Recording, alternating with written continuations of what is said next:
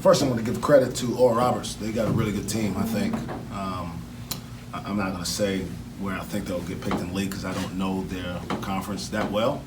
But yeah, I could see them being very competitive no matter, what the competition level is. They've got good depth, good size. They got some shooters, and Coach Mills has done a good job of kind of establishing an identity. But I'll say this about our team.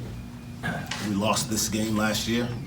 Similarly, in terms of going to a place, getting a big lead, not being able to hold on, and not making plays down the stretch to win. So we obviously are making progress. We still have a ways to go in terms of sustaining our competitive focus, I would call it. And I think we obviously show flashes at times that we can be pretty electric in transition and execute pretty well, but we just aren't doing it consistently. We're still trying to find out the true rotation as it'll evolve over the next couple weeks. You mentioned that rotation. Was it important for you to kind of get everybody in? I think you used your whole bench within the first 10 minutes. Was that important for you to get everybody in there? Yeah, these type of games, I like to I like to get everybody in the first half. I think just my former player self, if you don't play in the first half, it's really hard to stay engaged.